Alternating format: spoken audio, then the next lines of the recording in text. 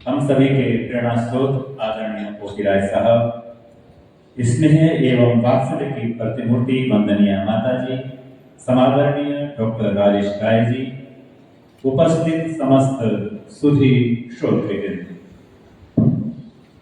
आज वस्तुतः ओंकार के पीछे मेरी जो भावना थी, नवरात्र आने वाला है और नवरात्र का मतलब है कि आश्विन का जो मास है, अब जो वर्तमान में जो भावनाएं हैं, जो इसके साथ जो चीजें जुड़ी हैं कि अब देव पक्ष, अभी तक 2 तारीख तक पितृपक्ष है, देव पक्ष है और इस वक्त लोग माता की पूजा करते हैं, नवरात्र में माता की चौकी बैठाते हैं।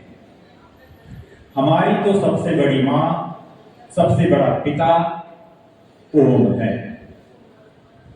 इसलिए त्र्यंबकम यजामहे में कहा जाता है त्र्यंबकम। अंबक का मतलब है 3 की मां, 3 शक्तियों की जो मां है उसे ओम कहा जाता है। जैसे कहा जाता है कि किसी भी देश की एक राष्ट्रीय भाषा होती है, भारत की हिंदी है, यहाँ की जो भी लैंग्वेज है, और आज सब मानते हैं कि इंटरनेशनल लैंग्वेज इंग्लिश है, लेकिन एक भाषा होती है यूनिवर्स की, और यूनिवर्स की भाषा का नाम है संस्कृत। आप माने या न माने, पर सच्चाई है कि यूनिवर्स से जुड़ने के लिए संस्कृत ही एक ऐसी भाषा है जिसका किसी के पास कोई विकल्प नहीं है। बड़ी विडंबना है कि भारोपीय के नाम से यूरोपीय विद्वानों ने एक मत रखा है कि संस्कृत, ग्रीक और लैटिन से पुरानी भाषा कोई है भारोपीय, इंडियन यूरोपियन लैंग्वेज की उन्होंने कल्पना की है। अगर ये कल्पना सच है तो मैं उनसे एक प्रश्न पूछना चाहता हूं, हमारे विद्वानों ने पूछा है कि अगर कोई ऐसी भाषा थी संस्कृत से पहले तो उसकी कोई तो कहावत होगी, कोई तो वाक्य होगा, कोई तो कविता होगी, कुछ तो किंवदंती होगी, लेकिन संस्कृत सर्वोपरि न हो जाए, संस्कृत का स्थान सर्वोपरि न आ जाए, इसके लिए उन्होंने परिकल्पना की ग्रीक, लैटिन और संस्कृत से ऊपर एक भाषा है जो भारोपीय भाषा है।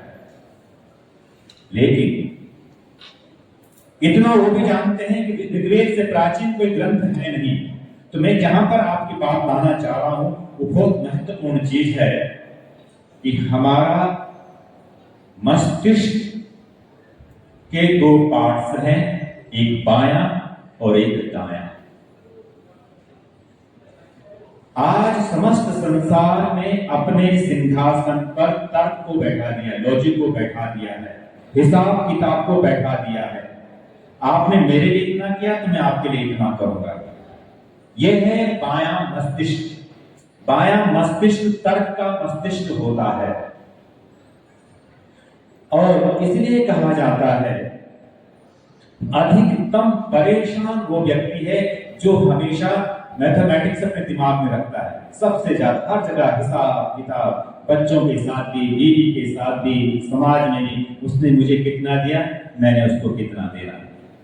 लेकिन एक दूसरा मस्तिष्क है जिसे बोलते हैं दाहिना मस्तिष्क। दाहिना मस्तिष्क कल्पना का मस्तिष्क है, विवेक का मस्तिष्क है। अच्छा ये बताइए, क्या दाएं से काम चल सकता है या केवल बाएं से काम चल सकता है? मस्तिष्क तो दोनों को मिलाकर के, इसका मतलब है जीवन में तर्क की भी आवश्यकता है, मैथमेटिक्स की भी आवश्यकता है और कल्पनाशीलता की भी आवश्यकता है, दोनों की आवश्यकता है। अब आता है कि कैसे हम अपने दोनों मस्तिष्क का बैलेंस बनाएं, संतुलन बनाएं। आप देखें हमारे मस्तिष्क में जब विचार आते हैं, अगर ये विचार बाएं मस्तिष्क से आएंगे तो हम ये सोचना शुरू कर देंगे कि इसके कारण मैं दुखी हूं, उसने मेरे लिए ऐसी चीजें पैदा कर दी है।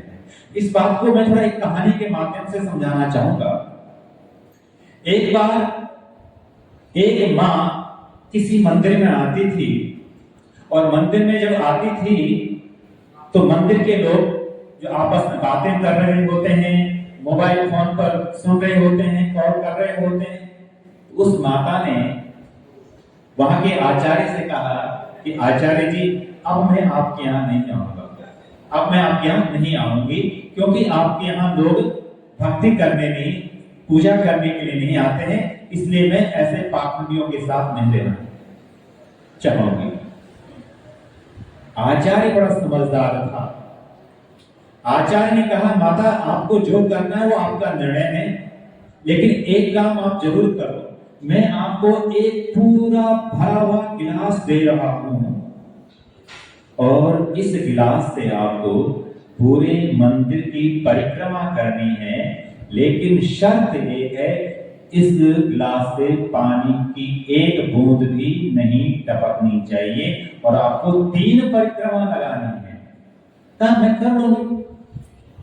माता ने वो गिलास लिया, भरा हुआ था, परिक्रमा करना शुरू की, 1 की, 2 की, 3 की।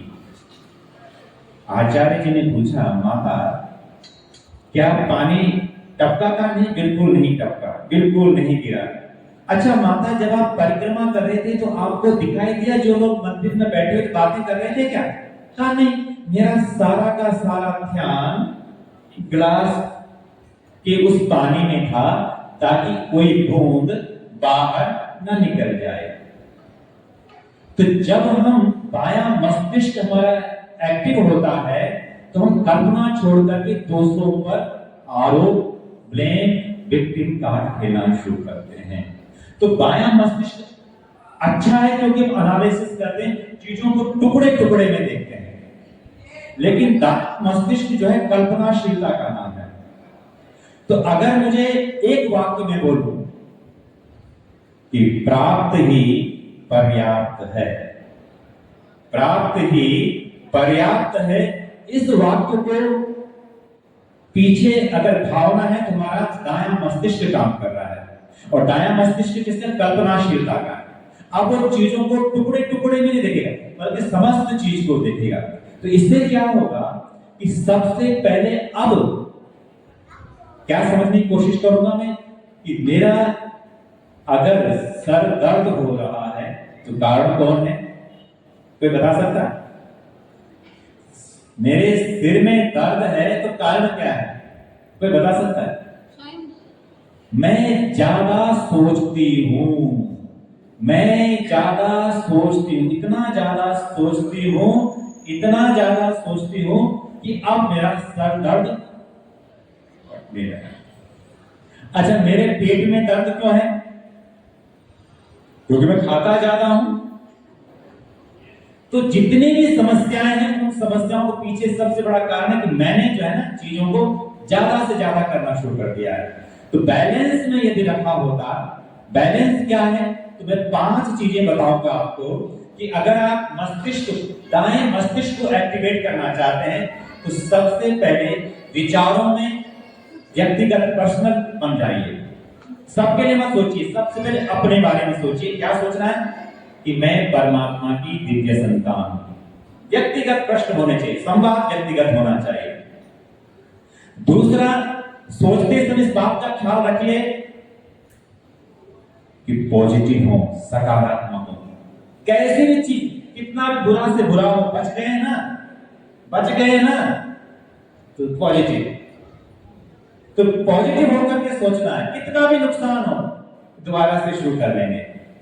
तीसरे नंबर पर है प्रेजेंट टेंस में रहना, प्रेजेंट मोड में रहना, वर्तमान में रहना कि नहीं मैं अच्छा था, मैं बुरा था, अच्छा होगा वहां नहीं, अभी सोचिए। अभी मैं भविष्य की भी कल्पनाओं को वर्तमान में देखिए, संभावनाओं को वर्तमान में लाएं। अगर आप कुछ बड़ा करना चाहते हैं, बड़ा साम्राज्य स्थापित करना चाहते हैं, बड़े लीडर बनना चाहते हैं या बड़े उद्योगपति बनना चाहते हैं, उसको वर्तमान में देखिए, अफर्मेशन कीजिए। तो क्या होगा? अब वर्तमान के बाद आएगा विजुअल, चित्र देखना शुरू कीजिए। विजुअलाइजेशन करना बहुत जरूरी है, और विजुअलाइजेशन करने से क्या होगा कि आपकी कल्पनाशीलता बढ़ेगी। आप कैसे कल्पनाशीलता कर सकते हैं? उदाहरण के लिए सबसे पहले कि जैसे ये कहा जाए कि क्या हम एक चीज की कल्पना कर सकते हैं? एक प्रश्न कर रहा हूं आपके सामने कि आज मेरी अंत्येष्टि होने वाली है, आज मेरी अंत्येष्टि होने वाली है। ये कल्पना करके देखना है, उसको बिल्कुल वर्तमान में देखना है। फिर आप देखिए, फिर फालतू की जो चीजें हमारे दिमाग में है ना, वो फिर शून्य हो जाएंगे। फिर हमारे क्या महत्वपूर्ण हो जाए? रिश्ते बहुत महत्वपूर्ण हो जाएंगे। रिश्ते, रिलेशनशिप बहुत महत्वपूर्ण, वो माता का हो, पिता का हो, पति का हो, बेटे का हो, बहन का हो, समाज का हो, मंदिर के आचार्य का, कोई भी। तो क्या करना है? सबसे पहले हमें अपनी भूमिका का चित्रण देखना होगा। और जब हम भूमिका का चित्रण करेंगे तो हमें यह जानना होगा कि आखिर मेरी भूमिका में क्या क्या दिक्कत आ सकती है। हमारे साथ दिक्कत क्या है कि अगर मेरा रोल मंदिर के आचार्य का है तो मुझे इसके लिए तैयारी करनी चाहिए, कल्पनाशीलता करनी चाहिए कि किन किन चीजों से मुझे दिक्कत आ सकती है। एक आचार्य का चरित्र बहुत महत्वपूर्ण होता है। अगर मेरा चरित्र ठीक नहीं है तो मैं किसी को बता नहीं सकता हूं। महात्मा गांधी से एक माता आई अपने बच्चे को लेकर के, और माता ने महात्मा गांधी से कहा, बापूजी से कहा, बापूजी मेरा बेटा गुड़ बहुत खाता है, इसको मना करो। तो महात्मा गांधी जी ने पता क्या कहा? 7 दिन बाद मेरे पास आना। तो जब 7 दिन पूरे हुए तो महात्मा गांधी जी के पास मां और बेटे, बच्चा दोनों आते हैं। तब जब महात्मा गांधी ने उस बेटे को देखा, उस बच्चे को देखा, तो महात्मा गांधी ने कहा, बेटा तुम गुड़ मत खाना। माता ने कहा, ये तो आप उस दिन भी बोल सकते थे भाई, जिस दिन आपने कहा 7 दिन बाद आना। तो महात्मा गांधी कहते हैं, तब मैं भी गुड़ बहुत खाया करता था। तो पहले मैं तो गुड़ खाना बंद कर दूं। अगर मैं गुड़ खाना बंद नहीं कर सकता हूं तो मैं दूसरों को गुड़ खाने के लिए मना नहीं कर सकता। तो हम लोगों का एक चरित्र होना चाहिए कि जो हम लोगों को बोले वो खुद करें। ये हमारा लक्ष्य होना चाहिए।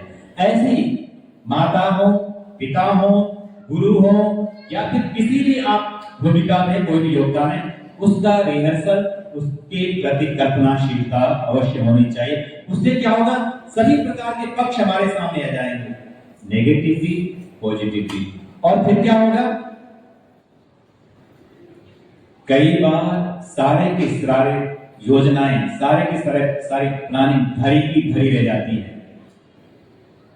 इसलिए कई बार अपने आप ही हमारा दायां मस्तिष्क एक्टिवेट हो जाता है, हमारी कल्पनाशीलता बढ़ जाती है जब हम परिवार में कोई दुर्घटना देखते हैं या फिर कोई अर्थ की हानि होती है, तो अपने आप ही हम कल्पनाशीलता में आ जाते हैं। तो ऐसा नहीं कि हमेशा हमें प्रयास करना पड़ता है, कई बार दुर्घटनाएं भी हमारे मस्तिष्क को अर्थात कल्पनाशीलता को एक्टिवेट करती है। मेरा भाव इतना है, अगर कल्पनाशीलता को ऊपर काम करना है और तर्क को भी बैलेंस करना है, उसके लिए होता है लिखना। इसलिए हमारे यहाँ कहा जाता था कि जर्नल लिखा करो, कुछ लिखा करो, सोने से पहले 5 मिनट अपने बारे में लिखा करो। लिखने से क्या होगा? तर्क होगा और कल्पनाशीलता होगी, दोनों का संतुलन होगा, और संतुलन हमारे जीवन को गति देता है, प्रगति देता है, सौंदर्य देता है। और सबसे महत्वपूर्ण चीज, हम सांसों को कंट्रोल कर पाते हैं। सांस की एक्सरसाइज ही एक ऐसी एक्सरसाइज है जो शरीर और मस्तिष्क की एक साथ एक्सरसाइज करती है। केवल सांस की एक्सरसाइज ही एक ऐसी एक्सरसाइज है, अगर आप अपने सांसों को ऑब्जर्व करते हैं तो आप अपने शरीर को भी संतुलित कर रहे हैं और अपने मस्तिष्क को भी संतुलित कर रहे हैं।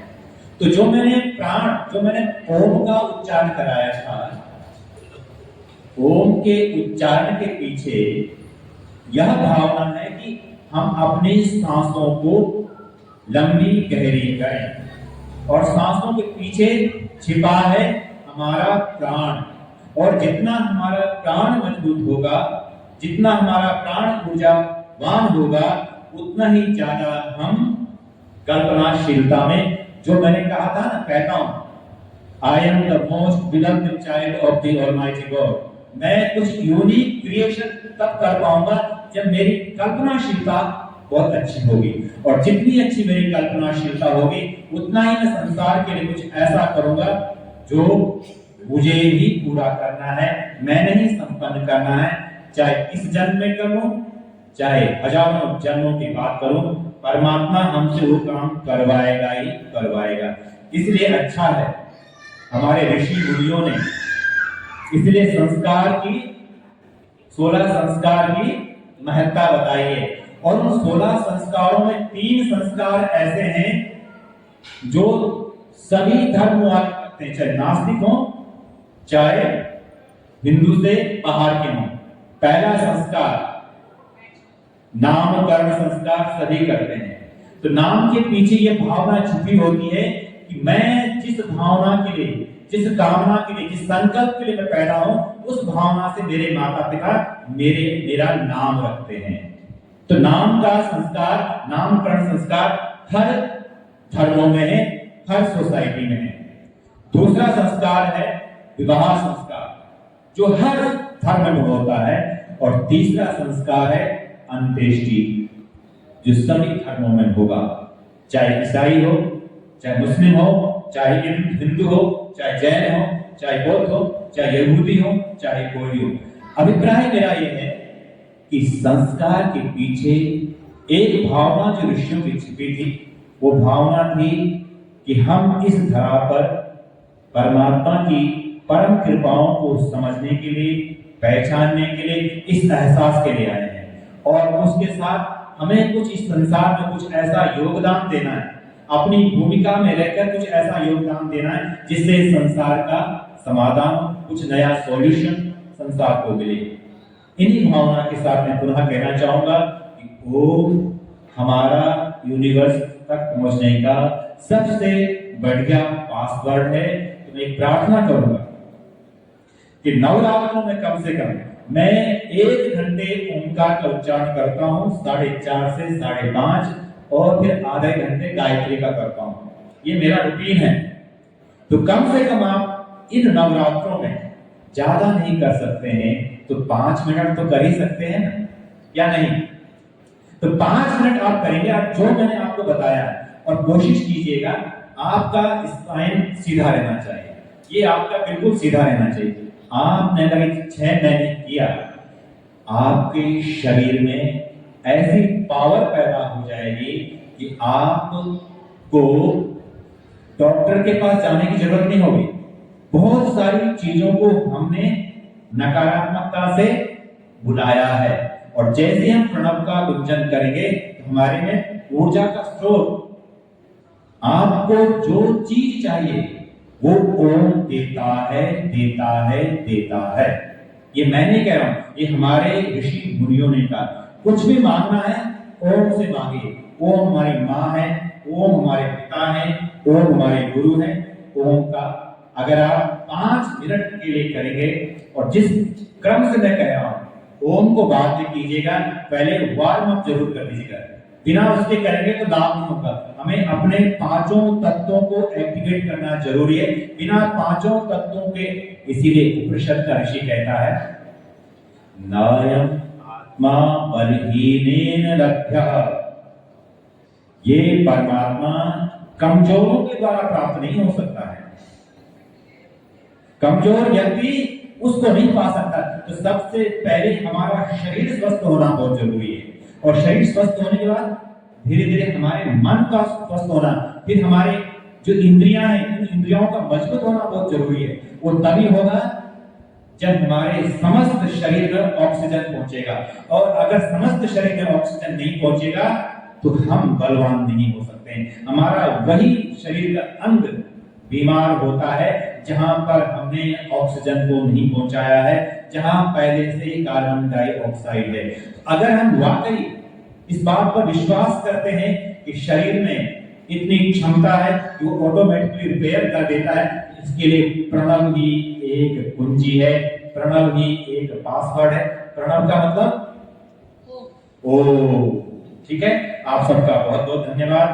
ओम शांति शांति शांति।